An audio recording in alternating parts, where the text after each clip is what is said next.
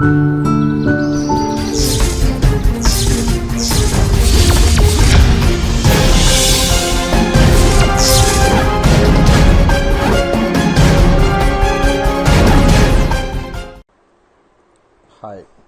Good morning everybody. ఈరోజు శ్యామ్ ఇన్స్టిట్యూట్లో జరిగినటువంటి గ్రాండ్ టెస్ట్లో బయాలజీ క్వశ్చన్ల గురించి మనం డిస్కస్ చేద్దాం. ముందుగా 38వ క్వశ్చన్ చూస్తే, ముందుగా జతపరచుమని ఇచ్చాడు. ఇందులో జాబితా 1 చూస్తే ఇక్కడ మొత్తం అధ్యయనాలు ఇచ్చాడు. శైవలాల అధ్యయనాన్ని, శిలీంధ్రాల అధ్యయనాన్ని, బ్రయోఫైట్ అధ్యయనాన్ని, టేడోఫైట్ అధ్యయనాన్ని ఏమంటారు? ఇందులో మనం చూసేటప్పుడు ఏం చేయాలంటే, ఆప్షన్ల లోపల ఫస్ట్ నీకు ఏదైనా తెలిసినది ఉంటే దాన్ని సెలెక్ట్ చేసుకోండి. ఫస్ట్ ముందుగా శైవలాల అధ్యయనం, సాధారణంగా అందరికీ తెలిసిందే. శైవలాల అధ్యయనాన్ని ఏమంటే ఫైకాలజీ అంటారు. అలాంటి ఆప్షన్ ఏదైనా ఉంటే ముందుగా దీంట్లో సెలెక్ట్ చేసుకోండి. చూడండి, దీంట్లో చూసినప్పుడు శైవలాల అధ్యయనం A2 అనేది 2 ఆప్షన్లలో కనపడుతుంది. కాబట్టి మనకు 90% తెలుసు ఏమని, ఈ రెండిట్లోనే ఏదైనా ఒకటి కరెక్ట్ ఉంటుందనే విషయం మనకు తెలుసు. కాబట్టి A2 శైవలాల అధ్యయనాన్ని ఫైకాలజీ అంటాం. ఇక అంటే ఇది ఎప్పుడైనా ఆన్సర్ తెలియనప్పుడు ఇట్లా మనం గెస్ చేయాల్సిన విధానం. రెండవది శిలీంధ్రాల అధ్యయనాన్ని ఏమంటారు? శిలీంధ్రాల అధ్యయనాన్ని మైకాలజీ అంటారు. Right, B1. కాబట్టి శిలీంధ్రాల అధ్యయనాన్ని మైకాలజీ అంటారు. ఇక దాని తర్వాత బ్రయోఫైట్ అధ్యయనాన్ని ఏమంటారు? పేర్లోనుంది బ్రయోఫైట్ అధ్యయనాన్ని బ్రయాలజీ అని. నెక్స్ట్ వన్ టెరిడోఫైట్ అధ్యయనాన్ని టెరిడాలజీ అంటారు. కాబట్టి ఇప్పుడు ఈ ఆప్షన్ల లోపల ఏది కరెక్ట్గా ఉంది అంటే, ఇలా చేస్తే రెండవది కరెక్ట్ ఉంటుంది. శైవలాల అధ్యయనాన్ని ఫైకాలజీని, శిలీంధ్రాల అధ్యయనాన్ని మైకాలజీని, బ్రయోఫైట్ అధ్యయనాన్ని బ్రయాలజీని, టెరిడోఫైట్ అధ్యయనాన్ని టెరిడాలజీ అంటారు. ఇప్పుడు second one correct. Next one 39వ క్వశ్చన్, హార్స్ టేల్ అని దేని అంటారు? మామూలుగా మనకు థాలోఫైటా, బ్రయోఫైటా, టెరిడోఫైటా అనే మొక్కలు ఉంటాయి. అందులో ఇవి వస్తాయి.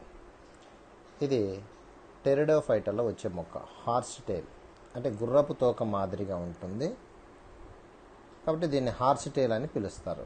ఏ మొక్క అంటే ఈక్విజిటమ్. ఈ మార్సిలీ అనేది అజోల్ అనేది కాదు, కాబట్టి ఈక్విజిటమ్ కరెక్ట్. నెక్స్ట్ వన్, తప్పుగా జతపరిచినది ఏది అని ఇచ్చాడు. ముందుగా స్టేట్మెంట్ చూద్దాం. రైల్వే స్లీపర్స్ తయారీలో ఉపయోగించే మొక్క ఏంటిది అని ఇచ్చాడు. ఏంటిదంటే దేవదారు మొక్క. దీన్నే సిడ్రస్ అంటాం. మనం చాలా సందర్భాలు చెప్పుకున్నాం. వృక్షశాస్త్రం యొక్క ఆర్థిక ప్రాముఖ్యతలో ఇది ఉంది. సిడ్రస్ అంటే దేవదారు మొక్క. రైల్వే స్లీపర్స్ తయారీలో ఉపయోగిస్తారు. క్రికెట్ బ్యాట్ల తయారీ మరియు హాకీ స్టిక్స్లో ఉపయోగించే మొక్కలు ఏంటంటే శాలిక్స్, విల్లే. ఇది కూడా మనం చెప్పుకున్నట్టు వివృత బీజాల్లో చెప్పుకున్నాం. క్రికెట్ బ్యాట్స్ తయారీలో ఉపయోగిస్తారు. ఇక వృక్షరాజ్యంలో అతిపెద్ద అండం గల మొక్క ఏంటంటే పైనస్ అని ఇచ్చాడు. మనకు తెలుసు వృక్షరాజ్యంలో అతిపెద్ద అండం ఏంటంటే సైకస్ అండం, పైనస్ అండం కాదు. కాబట్టి ఇది రాంగ్. టాక్సాల్ అనే క్యాన్సర్ వ్యతిరేక రసాయనం లభించే మొక్క ఏంటంటే టాక్సస్ అనే మొక్క. ఈ టాక్సస్ అనేది మొక్కల యొక్క ఆల్కలాయిడ్స్ గురించి చెప్పుకుంటాం. ఎకనామికల్ ఇంపార్టెంట్లో మొక్కలలో ఉండే ఆల్కలాయిడ్స్ అనే ఒక టాపిక్ ఉంటుంది, దాంట్లో వస్తుంది అనమాట. అందులో ఉంటుంది టాక్సాల్ అనే మొక్కను, దాని నుంచి తీసినటువంటి ఆల్కలాయిడ్ క్యాన్సర్ వ్యతిరేకంగా తోడ్పడుతుంది. ఆ మొక్క పేరే టాక్సస్. ఇది కాబట్టి 4 కరెక్ట్. ఇది 3వది మాత్రమే రాంగ్గా ఉంది. కాబట్టి ఆన్సర్ ఈజ్ పైనస్ కాదు, సైకస్. నెక్స్ట్ జతపరచము. ఇక్కడ మొక్కలు ఎక్కడ పెరిగితే ఏమంటారని ఇచ్చారు, దాని గురించి డిస్కస్ చేద్దాం. ముందుగా ఎడారిలో పెరిగే మొక్కలను ఏమంటారు? మీకు ఎప్పుడే కానీ ఆప్షన్లో తెలియనప్పుడు ఇందులో ఏదైనా ఒకటి తెలిసి ఉంటే దాన్ని మాత్రమే చెక్ చేసుకోండి. అది దేంట్లో ఉంటుందో దాన్ని బేస్ చేసుకొని మిగతా ఆప్షన్ల మీద సెట్ చేసుకోవచ్చు. ఫర్ ఎగ్జాంపుల్, ఇసుకలో పెరిగే మొక్కలను ఏమంటారు, రాళ్ళలో పెరిగే మొక్కలను ఏమంటారు, ఎడారిలో పెరిగే మొక్కలను ఏమంటారు, కాంతిలో పెరిగే మొక్కలను ఏమంటారు. ఇందులో మనకు ఎడారిలో అని తెలుసు అనుకున్నాం. ఎడారిలో పెరిగే మొక్కలను ఏమంటే జీరోఫైట్స్ అంటాం. అంటే దీనికి రెండవది కరెక్ట్. అలాంటిది A2 అనేది ఏ ఆప్షన్లలో ఉందో చూసుకుంటే ఈ రెండవ దాంట్లో ఉంటుంది. అంటే 4లో 2లో ఉంది కాబట్టి ఈ రెండిట్లోనే ఏదైనా ఒకటి కరెక్ట్ ఆన్సర్ ఉంటుంది. ఇప్పుడు జాగ్రత్తగా చూడండి. ఇంకా దీనిలో ఏదైనా తెలిసిన మొక్క ఉంటే చూసుకోండి ఒకసారి. కాంతిలో పెరిగే మొక్కలు, హీలియాంతస్ అంటే సన్ఫ్లవర్ కాబట్టి కాంతిలో పెరిగే మొక్కలను హీలియోఫైట్స్ అంటాం. అంటే కాంతిలో పెరిగే మొక్క హీలియోఫైట్స్. అంటే D1. ఈ రెండిట్లో D1 ఏ దాంట్లో ఉందంటే రెండిట్లో ఉంది. కాబట్టి ఈ రెండిట్లో ఏదో ఒకటి ఖచ్చితంగా ఆన్సర్ ఉంటుంది. ఇక నెక్స్ట్, రాళ్ళల్లో పెరిగే మొక్కలను ఏమంటే లిథోఫైట్స్ అంటాం. ఎందుకంటే రాతిగాన్ని లిథోసియర్ అంటారు కాబట్టి రాళ్ళల్లో పెరిగే మొక్కలను లిథోఫైట్స్ అంటాం. ఇంకొకటి ఉంది, జాగ్రత్త. రాళ్ళ పగుళ్ళ మధ్య పెరిగితే మాత్రం దాన్ని చాస్మోఫైట్స్ అంటాం. చాస్మోఫైట్స్. బంజరు నేలల్లో పెరిగితే మాత్రం చార్సోఫైట్స్ అంటాం. రాళ్ళ మధ్య పెరిగితే మాత్రం చాస్మోఫైట్స్ అంటాం. రాళ్ళపై పెరిగితే మాత్రం లిథోఫైట్స్ అంటాం. కొంచెం జాగ్రత్త. ఇక నెక్స్ట్, ఇసుక శాండ్ అంటాం కాబట్టి ఇసుకలో పెరిగే మొక్కలు ఏమంటే షామోఫైట్స్ అంటాం. ఇప్పుడు ఈ ఆప్షన్లు అన్నీ దేంట్లో ఉన్నాయంటే దీంట్లో ఉన్నాయి. ఎడారిలో పెరిగే మొక్కలను జీరోఫైట్స్, ఇసుకలో పెరిగే మొక్కలను రాళ్ళల్లో పెరిగే మొక్కలను లిథోఫైట్స్, ఇసుకలో పెరిగే మొక్కలను షామోఫైట్స్, కాంతిలో పెరిగే మొక్కలను హీలియోఫైట్స్. కాబట్టి రెండవది correct answer. Next question 42. Coffee విత్తనంలో తినే భాగంగా దీన్ని ఉపయోగిస్తారని ఇచ్చాడు. ఇక్కడ కొన్ని పదాలు ఉన్నాయి. ముందుగా టపేటం అనేది ఒక పదం ఉంది. ఈ టపేటం అనేది పరాగకోశంలో యాంథర్ ఉంటుంది. అందులో ఇది పోషక పదార్థంగా, వాటికి పోషక పదార్థాలుగా ఉపయోగపడుతుంది టపేటం కణాలు అనేటివి. కాబట్టి కాదు. జాపత్రి, జాజికాయ జాపత్రి అని మీరు వినింటారు. అందులో పైన ఉండేటటువంటిదే జాపత్రి. దీన్ని మేస్ అంటాం. దీన్ని సుగంధ ద్రవ్యంగా ఉపయోగిస్తాం. నెక్స్ట్ కారంకుల్. మనం ఆముదం విత్తనం గనక తీసుకుంటే దానిపైన స్పాంజీ మాదిరిగా ఉంటుంది ఒక నిర్మాణం. దాన్నే కారంకుల్ అంటాం. అది నీటిని పీల్చుకొని విత్తనం మొలకెత్తడానికి ఉపయోగపడుతుంది. ఇక మిగిలింది ఏంటంటే పరిచ్ఛేదం. ఈ పరిచ్ఛేదం అనేది ఫలదీకరణ జరగకుండా అండాంత కణజాలం కొంత మిగిలిపోతుంది. దాన్నే పరిచ్ఛేదం అంటాం. కాఫీ అదే మాదిరిగా పెప్పర్ అంటే మిరియాలు, ఈ రెండిట్లో కూడా తినదగు భాగం ఏదంటే పరిచ్ఛేదం. కాబట్టి 4వది కరెక్ట్. ఇక సాగు చేసేందుకు నెక్స్ట్ క్వశ్చన్ 43వది. సాగు చేసేందుకు అనువు కాకుండా వాటంతటా అవి పొలాల్లో పెరిగి ఆహారంగా ఉపయోగపడే పుట్టగొడుగులు ఏంటివి అని ఇచ్చాడు. ముందుగా పుట్టగొడుగుల గురించి చూద్దాం. పుట్టగొడుగుల పెంపకాన్ని ఏమంటే మష్రూమ్ కల్చర్ అంటాం.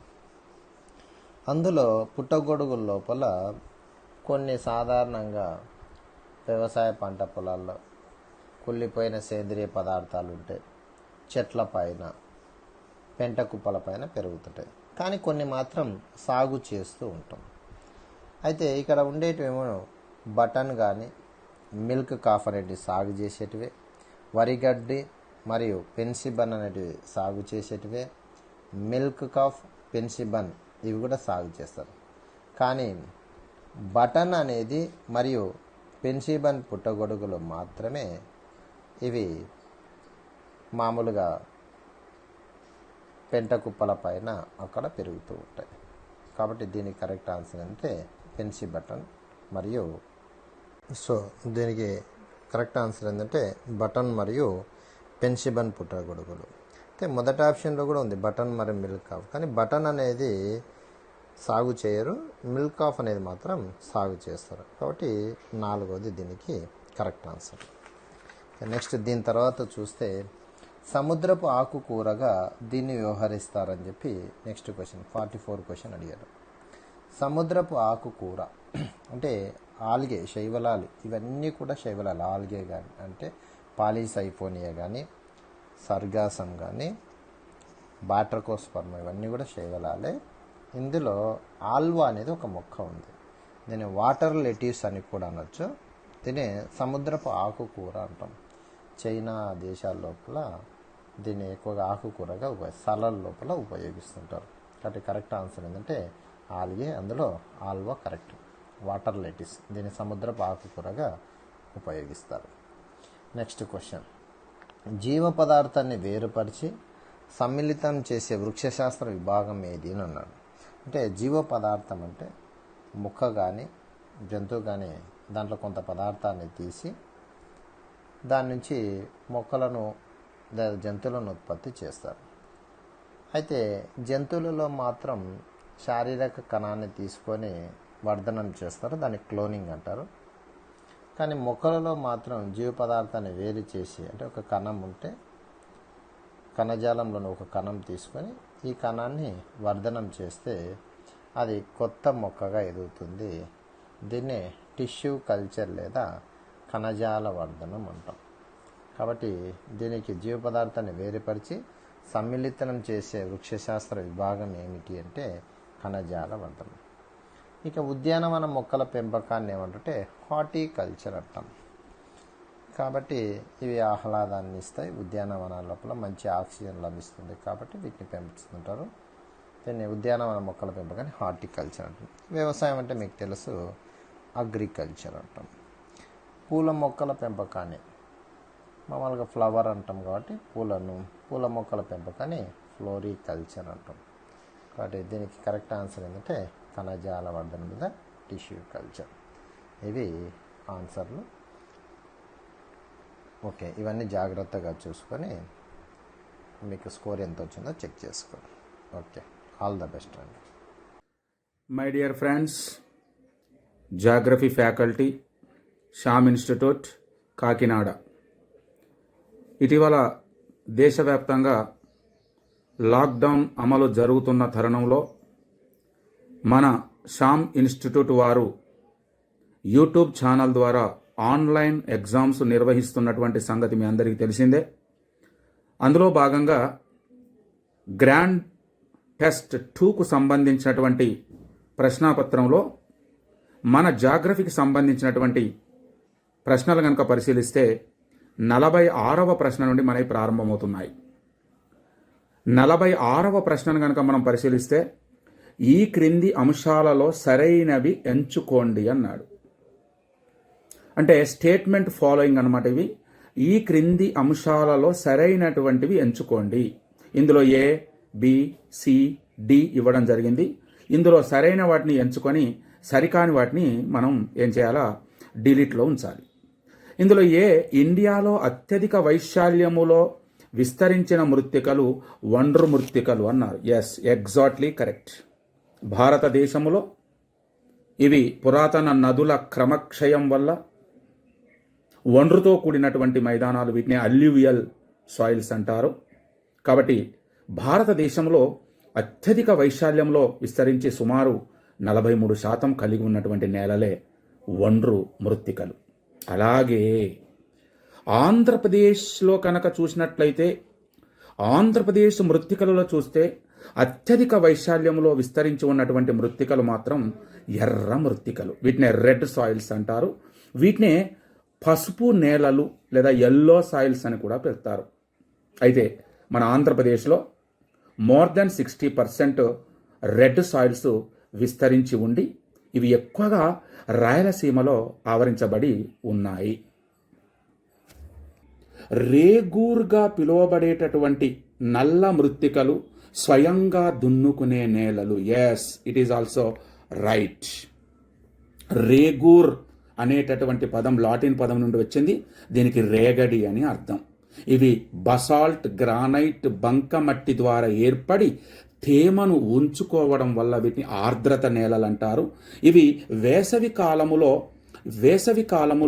తేమను కోల్పోవడం వల్ల పొడి పొడిగా ఏర్పడి పగుళ్లను చూపడం వల్ల తనను తానే కాపాడుకునేటటువంటి నేలలు, అందువల్ల వీటిని స్వయంగా దున్నుకునే నేలలు అంటారు.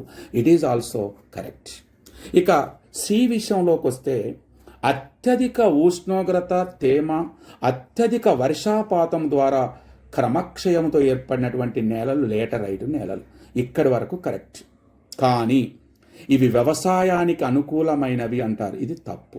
ఎందుకంటే లేటరైట్ నేలలు అనేటటువంటి వ్యవసాయానికి అనుకూలమైనవి కావు. ఇవి తోట పంటలకు అనుకూలం, మరియు గృహానికి సంబంధించినటువంటి ఇటుకలు, పెంకలు కూడా తయారు చేస్తారు. ఇవి సిమెంట్ పరిశ్రమల్లో కూడా ఈ మట్టిని ఎక్కువగా ఉపయోగిస్తారు. అందువల్ల సి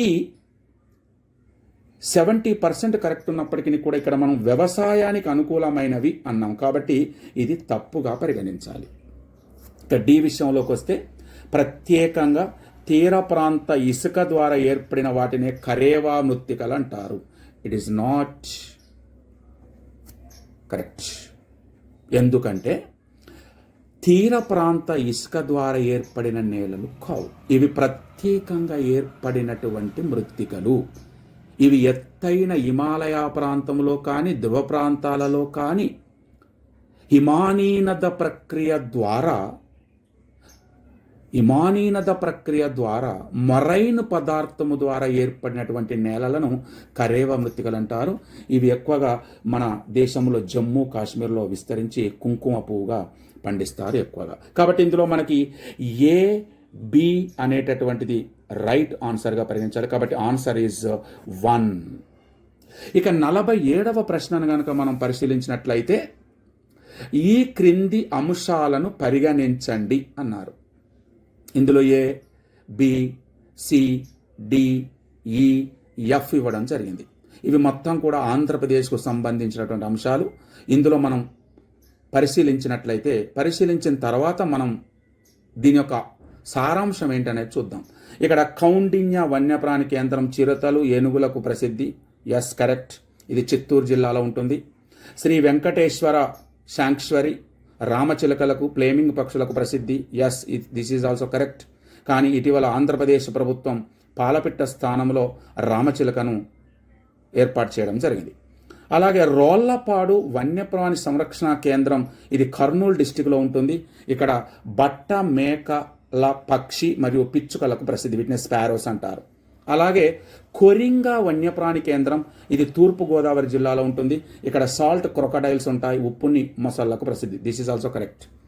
తర్వాత కొల్లేరు పక్షుల కేంద్రం, ఇది పశ్చిమ గోదావరి జిల్లాలో ఉంటుంది. ఇక్కడ సైబీరియా కొంగలు మరియు ఇబిస్ పక్షులకు ప్రసిద్ధి. This is also correct. తర్వాత శ్రీ లంకా మల్లేశ్వర వన్యప్రాణి కేంద్రం, ఇక్కడ కలివికోడి, దేవాంగు పిల్లులకు, పునుగు పిల్లులకు బాగా ప్రసిద్ధి. ఇది కడప జిల్లాలో ఉంటాయి. తర్వాత ఇవన్నీ కూడా మనకు కరెక్టే. కానీ ఇక్కడ అడిగినటువంటి ప్రశ్న ఏంటి? పై వాటిలో వన్యప్రాణి సాంక్చురీలలో అంతరించిపోతున్న జాతులలో గుర్తించిన వాటిని సూచించండి. అంతరించిపోతున్నటువంటి జాతులలో గుర్తించిన వాటిని సూచించండి. మన ప్రపంచంలో కానీ మరి ఇటీవల అంతరించిపోతున్నటువంటి జాతులను గుర్తించడానికి international union for natural conservation అనేటటువంటి ఒక సంస్థ ఉన్నది. ఈ సంస్థ ద్వారా రెడ్ డాటా బుక్ను ఏర్పాటు చేసి దాంట్లో ప్రచురిస్తుంది. దాన్నే రెడ్ లిస్ట్గా పిలుస్తారు. ఈ రెడ్ లిస్ట్ ద్వారా ప్రతి సంవత్సరం IUNC అనేటటువంటి సంస్థ ద్వారా దీనికి ఒక నిధి కూడా ఉంటుంది. వరల్డ్ వైల్డ్ లైఫ్ ఫండ్ ద్వారా ఏర్పాటు చేస్తారు.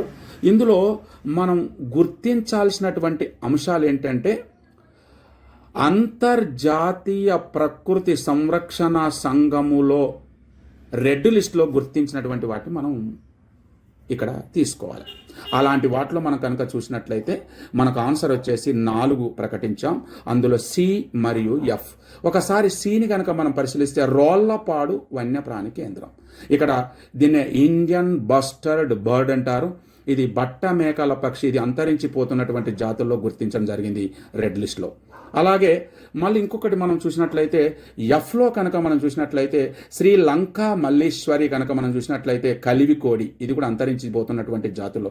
కాబట్టి ఇక్కడ 1 రోళ్లపాడు వన్యప్రాణి సంరక్షణ కేంద్రం మరియు శ్రీ లంకా మల్లేశ్వరి అనేటటువంటి ఆన్సర్. కాబట్టి ఇక్కడ మనం 4 ఆన్సర్గా మనం పరిగణించాలి. ఇక 48వ ప్రశ్నను కనుక మనం పరిశీలించినట్లయితే, ఈ క్రింది వాటిలో తప్పుగా ఉన్న వాటిని గుర్తించండి. ఇక్కడ తప్పుగా ఉన్న వాటిని గుర్తించాలి మనం, కరెక్ట్ ఉన్నాయి కావు. Indian institute of soil science, ఇది భోపాల్లో ఉంది, ఎగ్జాక్ట్లీ కరెక్ట్. తర్వాత national bureau of soil survey and land using planning, ఇది నాగాపూర్లో ఉన్నది, దిస్ ఈజ్ ఆల్సో కరెక్ట్. తర్వాత national academy of agriculture research and management centre, ఇది ఢిల్లీలో అని ఇచ్చాం కానీ ఇది తప్పు, ఇది హైదరాబాదులో ఉన్నది. ఢిల్లీలో మనకేమున్నదంటే ఐకార్ ఉంటుంది, ఐకార్ ఉంటుంది, Indian council of agriculture research ఉంటుంది. తర్వాత డీలో కనుక మనం చూసినట్లయితే forest survey of India, this is also wrong, ఇది హైదరాబాద్ ఇచ్చాం కానీ ఇది డెహ్రాడూన్లో ఉన్నది, హైదరాబాద్లో ఇక్రిసాట్ ఉంటుంది. కాబట్టి ఇక్కడ ఆన్సర్ వచ్చేసి మనకి ఆన్సర్ వచ్చేసి సి మరియు డిగా ఇవ్వడం జరిగింది. కాబట్టి సి మరియు డిగా ఇవ్వడం జరిగింది. ఇక 49వ ప్రశ్నను కనుక మనం పరిశీలించినట్లయితే, ఈ క్రింది వాటిని పరిశీలించి సరైన వాటిని ఎంచుకోండి. A, B, C, D. ఇందులో సరైన వాటిని మాత్రమే ఎంచుకోండి అని ఇచ్చారు. 1 లేదా A, B, C. Pichavaram, Karwar, Ratnagiri ప్రాంతాలు టైడల్ అడవులకు ప్రసిద్ధి. Yes, it is exactly correct. Pichavaram అనేటటువంటిది మీకు తమిళనాడులో ఉంటుంది, కార్వార్ అనేటటువంటిది మీకు కర్ణాటకలో ఉంటుంది, రత్నగిరి అనేటటువంటిది మీకు మహారాష్ట్రలో ఉంటుంది. అలాగే మన ఆంధ్రప్రదేశ్లో తూర్పుగోదావరి, కృష్ణా జిల్లా ఇవన్నీ కూడాను టైడల్ అడవులకు ప్రసిద్ధి. వీటినే మాన్గ్రూవ్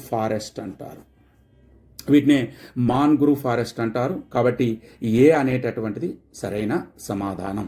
ఇక బి అనేటటువంటి కనుక చూసినట్లయితే పాప్లర్, రోడ్ డింట్రిన్, స్ప్రూస్ వృక్షాలు పర్వత అరణ్యాలకు సంబంధించి. Yes, this is also correct. వీటినే టైగా రకానికి చెందిన అడవులు అంటారు. వీటినే శృంగాకార అరణ్యాలను కూడా పిలుస్తారు. ఇక్కడ మంచి రకమైనటువంటి దేవాదారు వృక్షాలు, సిల్వర్ ఫర్ అనేటటువంటివి, పాప్లార్, రోడ్ డెంట్రిన్, స్ప్రూస్, ఇవి మెత్తని కలప నగిషీ వస్తువులకు, ఔషధాలకు బాగా ఉపయోగిస్తారు. కాబట్టి ఇక్కడ మనకు ఏ, బి 2 సరైనటువంటి సమాధానాలు. కాబట్టి ఆన్సర్ వచ్చేసి మనకు 1 ఇవ్వడం జరిగింది. ఏ మరియు బి సరైనటువంటి ఆన్సర్. ఇక సిని కనుక మనం పరిశీలించినట్లయితే 2019 జూలై 29న విడుదలైనటువంటి 4వ టైగర్ అంటే పులుల సర్వే ప్రకారం పులులు లేని రాష్ట్రాలు గోవా, జార్ఖండ్ ఇచ్చారు. This is wrong. పులులు లేని రాష్ట్రాలు అనేటటువంటివి మిజోరాం. ఇవి భారతదేశంలోనే అత్యల్పంగా ఉన్నటువంటి రాష్ట్రాలు. గోవాలో మనకి 3 ఉన్నాయి, జార్ఖండ్లో మనకి 5 ఉన్నాయి. అత్యధికంగా పులులు ఉన్నటువంటిది మధ్యప్రదేశ్, సెకండ్ హైయెస్ట్ కర్ణాటక. కాబట్టి ఇది రాంగ్ ఆన్సర్. ఇక 2019 డిసెంబర్ 30న విడుదలైనటువంటి 16వ జాతీయ అటవీ లెక్కల ప్రకారము అడవులను పెంచిన రాష్ట్రాలు అన్నాడు. Increasing of the states. అయితే వాస్తవానికి 2017వ సంవత్సరం 15వ జాతీయ అటవీ లెక్కల ప్రకారం ఆంధ్రప్రదేశ్, కర్ణాటక. కానీ ఇటీవల విడుదలైనటువంటి 16వ ISFR, వీటిని ఇండియా స్టేట్ ఫారెస్ట్ రిపోర్ట్ అంటారు. ఈ ఇండియా స్టేట్ ఫారెస్ట్ రిపోర్టు ప్రకారం ఇప్పుడు కర్ణాటక మొదటి స్థానంలో ఉండగా ఆంధ్రప్రదేశ్ 2వ స్థానంలో ఉన్నది. కాబట్టి డి అనేటటువంటిది తప్పు. కానీ మనకి ఇచ్చినటువంటి అంశాలు ఏంటంటే సరైనటువంటి వాటిని పరిశీలించండి. కాబట్టి ఏ మరియు బి సరైనది, సి, డి అనేటటువంటివి తప్పు. ఇక 50వ ప్రశ్నను కనుక మనం పరిశీలించినట్లయితే, ఈ క్రింది వాటిలో ఆయన రేఖ తేమతో కూడిన ఋతుపవన అరణ్యాలలో నిజము కాని వృక్ష జాతులు అన్నాడు. ఇక్కడ వీటినే ట్రాపికల్ డెసిడ్యుయస్ ఫారెస్ట్ అంటారు. ఇక్కడ మనకి ఋతుపవన ఆకురాల్చే అడవులని కూడా పిలుస్తారు. సాల్ ఈజ్ కరెక్ట్. అలాగే టేకు అనేటటువంటిది కూడా కరెక్ట్. కానీ మహాగని అనేటటువంటిది తప్పు. ఎందుకంటే ఇది సతత హరిత అరణ్యాలకు చెందినటువంటిది. ఇది ఎవర్ గ్రీన్ ఫారెస్ట్. మరియు శీషం అనేటటువంటిది కూడా కరెక్ట్. కాబట్టి ఇక్కడ మనకు సి అంటే 3 ఆన్సర్ తప్పుగా పరిగణించాలి. ఎందుకంటే మహాగని అనేటటువంటిది సతత హరిత అరణ్యాలకు సంబంధించినది. మిగిలిన అన్నీ కూడా ఆకురాల్చే అరణ్యాలకు సంబంధించినవి. ఇక 51వ ప్రశ్నను గనక మనం పరిశీలించినట్లయితే 2019 డిసెంబర్ 30వ తేదీన విడుదలైన 16వ ఇండియా స్టేట్ ఫారెస్ట్ రిపోర్టు ప్రకారము క్రమానుగతంగా అడవులను అవరోహణ క్రమంలో అమర్చండి. మీకు చాలాసార్లు చెప్పాను. మీకు ఇందులో 2 ఉంటాయని చెప్పాం. ఒకటి అవరోహణ అనేటటువంటిది, రెండోది ఆరోహణ అనేటటువంటిది. చాలామంది క్లాస్లో కూడా చెప్పాను. ఇక్కడ వీటిని గుర్తుపట్టడానికి చాలా ఈజీగా గుర్తుపట్టవచ్చు. అక్షరాలు తక్కువ ఉన్నటువంటిది ఆరోహణ, అక్షరాలు ఎక్కువగా ఉన్నటటువంటిది అవరోహణ. తక్కువ అక్షరాలు ఉండేటటువంటి తక్కువ నుంచి ఎక్కువగా, ఎక్కువ అక్షరాలు ఉండేటటువంటిది ఎక్కువ నుంచి తక్కువ. ఇక్కడ మనకి ఇచ్చినటువంటి అంశం ఏంటిదంటే అవరోహణ అనేటటువంటిది మనకి ఇచ్చారు. అవరోహణ అనేటటువంటిది ఏంటంటే ఎక్కువ నుంచి తక్కువ. ఇందులో మనకు 4 ఆప్షన్లు ఇచ్చారు. ఈ 4 ఆప్షన్లలో కనుక మనం పరిశీలించినట్లయితే మాధ్యమిక అడవులు, దట్టమైన అడవులు, బహిర్గత అడవులు, చిట్టడవులు. మరి వీటిని ఎట్లా డిసైడ్ చేస్తారు? వీటిని వెరీ డెన్సీ ఫారెస్ట్ అంటారు, మోడరేట్ డెన్సీ ఫారెస్ట్ అంటారు, ఓపెన్ ఫారెస్ట్ అంటారు, స్క్రబ్ ఫారెస్ట్ అంటారు. అయితే మనకు ఈ 4 అంశాలలో ఈ 4 అంశాలనే మనం తిప్పివ్వడం జరిగింది. అందువల్ల ఈ 4 అంశాలలో మనకు 2వ ఆన్సరు సరైనటువంటి సమాధానంగా ఇస్తున్నాం. అయితే మాధ్యమిక అడవులు అత్యధికంగా విస్తరించి ఉన్నాయి. మాధ్యమిక అడవులు అనేటటువంటివి మనకు 9.39% విస్తరించి ఉన్నాయి. 9.39% విస్తరించి ఉన్నాయి. మనకు బహిర్గత అడవులు అనేటటువంటివి 9.26% విస్తరించి ఉన్నాయి. 9.26% విస్తరించి ఉన్నాయి. దట్టమైన అడవులు అనేటటువంటివి 3.2% విస్తరించి ఉన్నాయి. ఇక చిట్టడవులు అనేటటువంటివి 1.41% విస్తరించి ఉన్నాయి. అంటే మాధ్యమిక అడవులు అనేటటువంటివి 9.39%, అలాగే బహిర్గత అడవులు అనేటటువంటివి 9.26%, అలాగే దట్టమైన అడవులు అనేటటువంటివి 3.2%, అలాగే చిట్టడవులు అనేటటువంటివి 1.4%. కాబట్టి మనం ఏమనుకున్నాం? అవరోహణ అంటే ఏమనుకుంటున్నాం మనం? ఎక్కువ నుంచి తక్కువ. ఒకవేళ తక్కువ నుంచి ఎక్కువ అన్నాం అనుకోండి, మనం కింది నుంచి పైకి పోవాలి. కాబట్టి ఇక్కడ ఆన్సర్ వచ్చేసి మనకు మాధ్యమిక అడవులు, బహిర్గత అడవులు, దట్టమైన అడవులు మరియు చిట్టడవులుగా భావించాలి. కాబట్టి ఆన్సర్ ఈజ్ 2. ఇక 52వ ప్రశ్న గనక మనం పరిశీలించినట్లయితే ఇది చాలా గమ్మత్తుగా ఉంటుంది ఈ ప్రశ్న. ఈ క్రింది వాణిలో జంతు వృక్ష సంపదలో ఆవాసేతర ప్రాంతానికి చెందినది. ఎస్ ఎస్ ఎస్ ఎస్ ఇందులో ఇన్సైట్ అండ్ ఎక్సైట్ అనేటటువంటి 2 ఉంటాయి బయోస్పియర్లలో. జీవ వైవిధ్య చట్టంలో బయోడైవర్సిటీలో మనకు 2 కేటగిరీలు ఉంటాయి. ఒకటి ఇన్సైట్, రెండోది ఎక్సైట్. ఆవాసేతర ప్రాంతాలు, ఆవాస ప్రాంతాలు. ఆవాస ప్రాంతాలు అనేటటువంటివి వితిన్ పరిధిలో ఉండేటటువంటివి. ఈ ఆవాస ప్రాంతాల్లోకి మనకి నేషనల్ పార్కులు వస్తాయి, బయోస్పియర్లు వస్తాయి, వైల్డ్ లైఫ్ సెంటర్లు వస్తాయి, ఇవన్నీ వస్తాయి. కానీ ఎక్సైట్ అంటే ఆవాసేతర పైన ఉండేటటువంటివి ఇవి ల్యాబులకు సంబంధించినవి. It is not natural.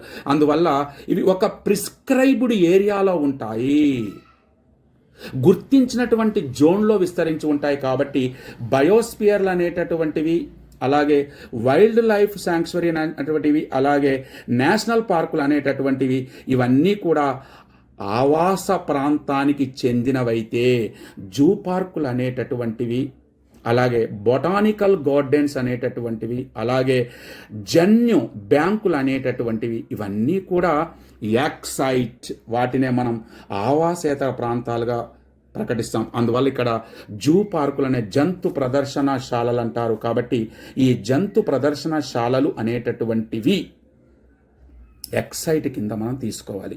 ఇలా మనం వివరిస్తున్నప్పుడే జీవ వైవిధ్యంలో మనకు 2 రకాలుగా ఉంటాయి. ఒకటి ఎన్సైట్, 2 ఎక్సైట్. వీటిని ఆవాసేతర ప్రాంతాలు, అందులోనే తెలుస్తుంది ఏతర, అందుకే ఇన్ అండ్ ఎక్స్. అందువల్ల ఇక్కడ మనకి ఆన్సర్ వచ్చేసి 3 జూ పార్కులు ఇవ్వడం జరిగింది. ఇక 53వ ప్రశ్నను కనుక మనం పరిశీలించినట్లయితే 53వ ప్రశ్నలు కనుక మనం పరిశీలించినట్లయితే ఇది కూడా చాలా క్రిటికల్గా ఉంటుంది. ఈ క్రింది వాక్యాల్లో తప్పుగా ఉన్న వాటిని గుర్తించండి. This is A, B, C, D, E ఇవ్వడం జరుగుతుంది. ఇలా తప్పుగా ఉన్న దాన్ని గుర్తించాలి అని అడిగాడు. గుర్తుపెట్టుకోండి. ఏ, రిజర్వ్ అడవులు అనగా వాణిజ్య దోపిడీ మరియు పశువుల మేత నిషేధం. Yes, correct. బి, రక్షిత అడవులనగా స్థానిక ప్రజల వినియోగం కోసం మరియు ఆహార సేకరణ కోసం. ఎస్. సి, ఇండియా అడవుల శాతం 2017తో పోలిస్తే 2019లో స్వల్పంగా తగ్గినవి. ఇది తప్పు. మనకు అడిగిన ప్రశ్న ఏంటిది? ఈ క్రింది వాక్యాలలో తప్పుగా ఉన్న దానిని గుర్తించండి. 2017లో కనుక ISFR కనుక మనం పరిశీలించినట్లయితే 21.54% ఉంటే 2019 ISFRను మనం పరిశీలించినట్లయితే 21.67% ఉన్నాయి. అంటే మీరు అర్థం చేసుకోండి, 2017 లెక్కల ప్రకారం 21.54% ఉంటే 2019 ప్రకారము 21.67% ఉన్నాయి. అంటే పెరిగినట్లా తరిగినట్లా? అంటే స్వల్పంగా పెరిగినవి. కానీ ఇక్కడ మనం స్వల్పంగా తగ్గినవి అని ఇచ్చాం. This is not answer. కాబట్టి మనకు ఆన్సర్ ఏమి ఇచ్చామంటే సి అనేటటువంటిది ఆన్సర్ ఇచ్చాం. కాబట్టి ఈ సి అనేటటువంటిది తప్పు. స్వల్పంగా తగ్గిన దాని అనేదానికి బదులు స్వల్పంగా పెరిగినది. అలాగే ఇండియాలో తొలి పులుల సంరక్షణ కేంద్రం బందీపూర్, కర్ణాటక. ఎస్, 1973వ సంవత్సరంలో ఏప్రిల్ 1వ తారీఖు నాడు 1973వ సంవత్సరంలో ఏప్రిల్ 1వ తారీఖు నాడు శ్రీమతి ఇందిరాగాంధీ టైగర్ ప్రాజెక్టును ప్రారంభించడం జరిగింది. భారతదేశంలోనే తొలి tiger project Bandipur national park, tiger project Karnataka. Yes, ఇప్పుడు ప్రస్తుతం భారతదేశంలో మొత్తం 50 టైగర్ రిజర్వ్ కేంద్రాలు ఉన్నాయి. 50 టైగర్ రిజర్వ్ కేంద్రాలు ఉన్నాయి. ఇక అటవీ హక్కుల అమలు చట్టాన్ని 2006లో పార్లమెంట్ ఆమోదించింది. ఇది కూడా కరెక్టే. 2006లో గిరిజనుల అడవుల హక్కులను కోల్పోకుండా వారి భద్రత కోసం, అలాగే వారి యొక్క ఆహార భద్రత కోసం, నివాసం కోసం, వారి వ్యవసాయాన్ని కొనసాగించడం కోసం, వారి భూములకు పట్టాలు ఇవ్వడం కోసం 2006వ సంవత్సరంలో పార్లమెంటు అటవీ హక్కుల అమలు చట్టాన్ని తీసుకురావడం జరిగింది. కాబట్టి ఇందులో మనకి సి మినహా మిగిలిన అన్నీ కూడా కరెక్ట్గా భావించాలి. ఇందులో సి అనేటటువంటిది ఒక తప్పు. కాబట్టి ఆన్సర్ ఈజ్ 1. ఇక 54వ ప్రశ్నను కనుక మనం పరిశీలించినట్లయితే జతపరచుము ఇవ్వడం జరిగింది. మీ అందరికీ చెప్పాను, ఇంతకుముందే క్లాసులలో చెప్పాను, మరియు ఇక్కడ కూడా చెప్తున్నాం. జతపరచులో మనం కనుక చూసినట్లయితే నీకు ఏదొచ్చో ఫస్ట్ చూసుకోవాలి. జాబితా 1, జాబితా 2 ఇవ్వడం జరుగుతుంది. జాబితా 1లో అంశాలు ఉంటాయి, జాబితా 2లో రాష్ట్రాలు ఉన్నాయి. ఈ రాష్ట్రాలను ఆ అంశాలతో పోల్చాలి. ఇక్కడ జాబితా 1లో మనం పార్కులు ఇవ్వడం జరిగింది, జాబితా 2లో మనం రాష్ట్రాలు ఇవ్వడం జరిగింది. సౌత్ బటన్ జాతీయ పార్కు, ఇంటాక్ జాతీయ పార్కు, కాంచనజంగా జాతీయ పార్కు, కియోలాడియో జాతీయ పార్కు 4 ఇవ్వడం జరిగింది. ఇటుపక్క రాజస్థాన్, సిక్కిం, నాగాలాండ్, అండమాన్, లక్షద్వీప్. ఇటుపక్క మనం ఒకటి ఎక్కువ ఇవ్వడం జరిగింది. ఇందులో మీకు ఏది తెలుసు బాగా? మనందరికీ బాగా తెలుసు కాంచనజంగా సిక్కిం అనేటటువంటి తెలుసు. అంటే మనకి ఇక్కడ కనుక మనం పరిశీలించినట్లయితే కాంచనజంగా సిక్కిం అనేటటువంటిది మనం కనుక పరిశీలించినట్లయితే మనకి ఇక్కడ కాంచనజంగా సిలో ఉంటుంది. కాంచనజంగా మనం సి కనుక మనం పరిశీలించినట్లయితే సిని కనుక మనం పరిశీలించినట్లయితే 2 ఇక్కడ కనిపిస్తుంది. 2 మరి ఇక్కడ ఎక్కడన్నా 2 ఇచ్చారంటే మళ్ళీ ఇక్కడ ఇచ్చారు 2. మరి ఇంకొకటి ఏం తెలుసుకోవాలి మనం? మనకు సౌత్ బటన్ జాతీయ పార్క్, ఇది అండమాన్లో ఉంటుంది. 1-4. మనకి ఇక్కడ ఎక్కడైనా 1-4 ఇచ్చారా చూడండి, ఇక్కడ ఎక్కడ కూడా 1-4 ఇవ్వలేదు. కాబట్టి ఆన్సర్ ఈజ్ 2 కరెక్ట్. కాబట్టి మనకి south button national park is Andaman Nicobar దీవులు, Intanki national park is Nagaland, Kanchenjunga national biosphere is Sikkim and Keoladeo జాతీయ పార్కు రాజస్థాన్. ఒక్కసారి కనుక మనం పరిశీలించినట్టయితే సౌత్ బటన్ నేషనల్ పార్క్ అనేది ఇది భారతదేశంలోనే అతి చిన్న పార్కు, ఇది అండమాన్లో ఉంటుంది. అలాగే ఇంటాక్ నేషనల్ పార్క్ అనేటటువంటిది ఇది నాగాలాండ్ ఉంటుంది. ఇది ఒక గిరిజన తెగ అనేటటువంటి పేరు మీద ఏర్పడ్డది. ఇక్కడ రకరకాల పక్షులు, రకరకాల జీవులకు, స్పీసెస్కు బాగా ఇంపార్టెంట్. అలాగే కాంచనజంగా బయోస్పియర్ ఇటీవలనే యునెస్కో గుర్తింపు పొందింది. ఇది 11వ బయోస్పియర్గా ప్రస్తుతం దేశంలో మొత్తం 18 బయోస్పియర్లు విస్తరించి ఉన్నాయి. అలాగే కియోలాడియో జాతీయ పార్క్ ఇది రాజస్థాన్లో ఉంటుంది. మీ అందరూ తెలుసు, ఇది భరత్పూర్ దగ్గర ఉంటుంది. దీన్నే గానా పక్షుల కేంద్రం, దీన్నే పేరు మార్చడం జరిగింది. కాబట్టి south button national park Andaman, Intanki national park Nagaland, Kanchenjunga biosphere Sikkim, Keoladeo national park is Rajasthan. Answer is second 1. ఏకు 4, బికి 3, సికి 2, డీకు 1. ఇక్కడ లక్షద్వీప్ అనేటటువంటిది మనం సపరేట్గా ఎక్స్ట్రా ఇవ్వడం జరిగింది, ఎందుకంటే అండమాన్ మీరు ఈజీగా పెడతారనే ఉద్దేశంతో కొద్దిగా. ఈ లక్షద్వీప్లోనే ఇటీవలనే మనకు జాతీయ ప్రవాల బిత్తికల పార్కును ఏర్పాటు చేయడం, నేషనల్ కోరల్ రీఫ్ పార్కును ఏర్పాటు చేయడం జరిగింది. ఇక 55వ ప్రశ్నను కనుక మనం పరిశీలించినట్లయితే, ఈ క్రింది వాటిలో సరైన లేదా సరికాని వాటిని గుర్తించండి. Is and is not, is and is not రెండునే అనమాట. అంటే సరైనది చూడాలి, సరికానిది చూడాలి. ఏ, బి, సి ఇవ్వడం జరిగింది. చూద్దాం మరి సరైనటువంటివి ఏంటి, సరికానిది ఏంటిది. ఏ, భౌగోళిక వైశాల్య పరంగా అత్యధిక అడవులు మధ్యప్రదేశ్, అరుణాచల్ ప్రదేశ్. ఎస్, 2019 ప్రకారం ఐఎస్ఎఫ్ఆర్ ప్రకారం చూస్తే మధ్యప్రదేశ్లో అత్యధికంగా, second highest Arunachal Pradesh correct. మరియు శాతం పరంగా చూస్తే హర్యానా, పంజాబ్. కాబట్టి ఏ సరైన అంశం. వైశాల్య పరంగా అడవులు అత్యధికంగా ఉన్నది తూర్పు గోదావరి, కడప. మరియు శాతం పరంగా చూస్తే అత్యల్పంగా అడవులు ఉన్నటువంటిది అనంతపురం, కృష్ణ. మరి ఇక్కడ కొద్దిగా క్రిటికల్గా మనం కన్ఫ్యూజ్ అవుతున్నాం ఈ క్వశ్చన్ని. నేషనల్ రిపోర్ట్ ఒక రకంగా చెప్తుంది, స్టేట్ రిపోర్ట్ ఒక రకంగా చెప్తుంది. నేషనల్ రిపోర్టు ప్రకారం తూర్పు గోదావరిలో అత్యధికంగా అడవులు ఉన్నాయంటే, స్టేట్ రిపోర్టు ప్రకారం కడపలో అత్యధికంగా ఉన్నాయని చెప్తున్నది. కాబట్టి ఇక్కడ జాతీయ అటవీ నివేదిక ప్రకారం కనుక మనం పరిశీలిస్తే, ఇటీవలనే విడుదలైనటువంటి పరిశీలిస్తే తూర్పు గోదావరి, కడప అత్యధికంగా ఉండి, మరియు శాతం పరంగా చూస్తే అత్యల్పంగా అనంతపురం, కృష్ణ.